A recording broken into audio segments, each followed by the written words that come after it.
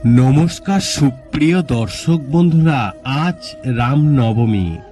এই রামনবমীর পবিত্র দিনে যদি আপনারা যারা সিংহ রাশির জাতক জাতিকারা এই ভিডিওটি দেখছেন, আজ রামনবমীর পবিত্র দিনে আপনারা যদি রাতে ঘুমানোর সময় এই একটি মন্ত্র জপ করতে পারেন, তাহলে জীবনের সমস্ত দুঃখ অশান্তি মিটবে, আসবে আপনার জীবনে সুখ। কি বলছে বৈদিক জ্যোতিষশাস্ত্র? দেখুন, রামনবমী একটি পবিত্র হিন্দু উৎসব, যা ত্রেতা যুগে অযোধ্যায় শ্রী রামচন্দ্রের আবির্ভাবের স্মরণে হয়। বৈদিক শাস্ত্রগুলি নিশ্চিত করে যে ভগবান কৃষ্ণ বা ভগবান বিষ্ণু রামচন্দ্র নামে পরিচিত প্রিয় অবতার হিসাবে উচ্ছ্বাসিত হয়েছিলেন, যিনি সংস্কৃতি, বীরত্ব, নীতি, নৈতিকতা, সুশাসন, নম্রতা এবং ত্যাগের উদাহরণ দেন। রামনবমী ভগবান রামের আবির্ভাব ও তার মানব ও ঐশ্বরিক উভয় রূপে চিহ্নিত করে, যা ভারত জুড়ে গভীর শ্রদ্ধা উৎসবের সঙ্গে উদযাপিত হয়।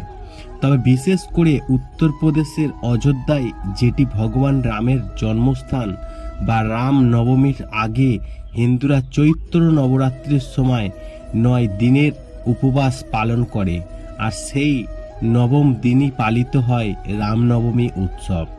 রামনবমী ভগবান রামের জীবনের প্রতিটা দিনকে সম্মান করে। রামনবমী তিথিকে অত্যন্ত শুভ সময় বলে মনে করা হয়।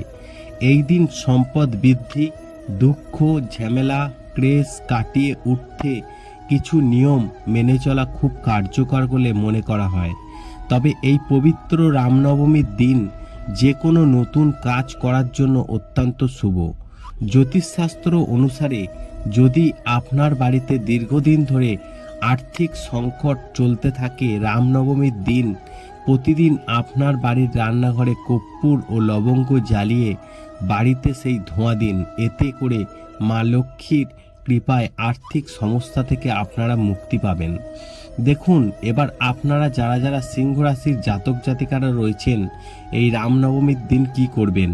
তবে এই রামনবমী পড়েছিল 16ই এপ্রিল মঙ্গলবার দুপুর 1:23 থেকে শুরু হয়েছে, আর এই রামনবমী চলবে আজ বুধবার 17ই এপ্রিল বিকেল 3:15 শেষ হবে। এবং উদয় তিথি অনুসারে রামনবমী বুধবার 17ই এপ্রিল 2024 পালিত হবে। এই দিন ভগবান শ্রীরাম অবতারণা করেছিলেন এবং প্রতি বছর চৈত্র মাসের শুক্লপক্ষের নবমী তিথিতে ভগবান শ্রীরামের জন্মোৎসব পালিত হয়।